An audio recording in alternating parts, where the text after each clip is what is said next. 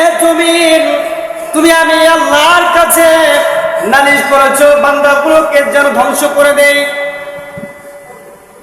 তোমাকে তো আমি কুন ফায়াকুন বলে সৃষ্টি করেছি, এক কথার ভিতরে তোমাকে আমি সৃষ্টি করলাম, কিন্তু আমি আমার আদরের বান্দাগুলো এক কথায় আমি সৃষ্টি করি নাই। এই বান্দাগুলোকে দয়া করে মায়া করে আমি আমার নিজের হাত ধরে তারা এই বান্দাদেরকে আমি সৃষ্টি করেছি। এই বান্দার কপাল দিয়ে আমি আল্লাহ সুবহানাহু ওয়া তাআলাকে সিজদা করবে, আর এই কপাল দিয়ে সিজদা করার কারণে আমি আল্লাহ পাক রব্বুল আলামিন ওই বান্দার জীবনের তামাম গুনাহগুলো মাফ করে দেব। ও ফেরেশতারা শুনে রাখো, এই জমিন তুমি শুনে রাখো, শুধু বান্দা কপাল দিয়ে সিজদা দেওয়ার পরে আমি আল্লাহ পাকের কাছে গুনাহ মাফ চাইলে শুধু গুনাহ মাফ করে দিলাম না, ওই বান্দার জীবনের গুনাহ মাফ করার কারণে তার আমলনামায় গুনার পরিবর্তে আমি সওয়াব দিয়া পরিপূর্ণ করে দিলাম।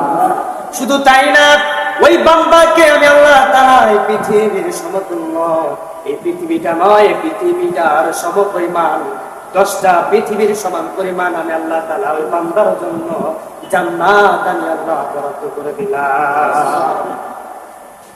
এই বান্দাকে আমি বড় দয়া করে বানিয়েছি, মায়া করে বানিয়েছি। জমিন খবরদার, আমার বান্দাদেরকে ধ্বংস করার জন্য তুমি কিছু বলবা না। এই বান্দা বড় আমার আদরের বান্দা, আমি বড় মায়া করে বানিয়েছি। সুবহানাল্লাহ বলেন। বান্দা যখন আল্লাহ সুবহানাহু ওয়া তাআলাকে সিজদা দেন, আরশ তখন কাঁপতে থাকে, ফেরেশতারা দৌড়াদৌড়ি করতে থাকে। সেদিন ফেরেশতারা বলবেন, রব্বুল আলামিন আজকে আরশ কেন কাঁপছে? আল্লাহ বলবেন, তোমরা কেন দৌড়াদৌড়ি করতেছো? ওই আমার কলিজার ভিতর ভয় লাগতেছে, আরশ কেন থমকে থমকে কাঁপতেছে? আল্লাহ পাক রব্বুল আলামিন বলবেন, ওই বান্দার এক একটা সিজদার ওজনে আজকে আরশ কাঁপতেছে। এই সিজদার বড় দাম। বান্দা যখন আল্লাহকে সিজদা দেয়, আল্লাহ বড় খুশি হয়ে যায়। সুবহানাল্লাহ। তাহলে যে নিদর্শনের কথা আপনাদের সামনে বললাম, এই আকাশ, এই জমি, যত কিছু এত সৌন্দর্য করে সৃষ্টি করেছেন, কিন্তু আল্লাহ তাআলা এগুলো সব ধ্বংস করে দেবেন, সবকিছু ধ্বংস হয়ে যাবে। ইদা সামাউ ফাতারাত, যেদিন আসমান ফেটে টুকরো টুকরো হয়ে যাবে, এই সুন্দর আসমান থাকবে না, এই আসমানটা ফেটে যাবে। এই সূর্য আমরা দেখতে পাচ্ছি পৃথিবী থেকে 15 কোটি কিলোমাইল দূর থেকে সূর্য তাপ দিচ্ছে।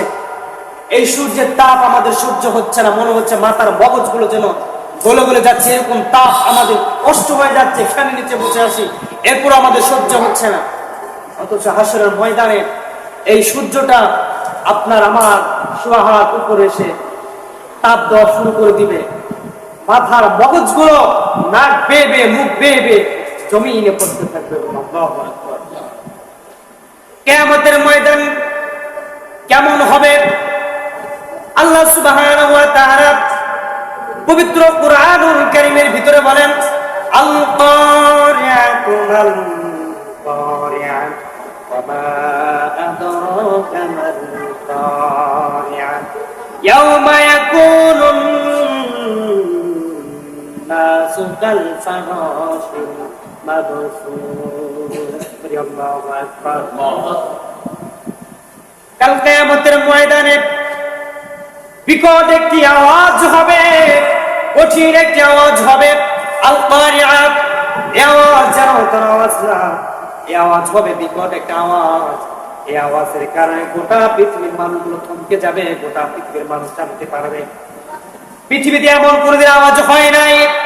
কি এমন বিপদ হলো, কি এমন শব্দ হলো, পৃথিবীর মানুষ থমকে যাবে। কি এমন আওয়াজ হলো? আল কারিয়া, সেই মহা বিপত্তি। মাল কারিয়া, সেই বিপদ সম্পর্কে তোমরা কি জানো নাকি? ওয়া মা আদরাকা মাল কারিয়া, সেই দিন কেমন হবে যেদিন আসমান ফেটে টুকরো টুকরো হয়ে যাবে, মানুষগুলো সেদিন পোকার মতন উঠতে থাকবে। এই মানুষগুলো যেখানে দাঁড়িয়ে ছিল, সেই মানুষগুলো সেখানে থাকতে পারবে না। এই মানুষগুলো তুলার মতো উঠতে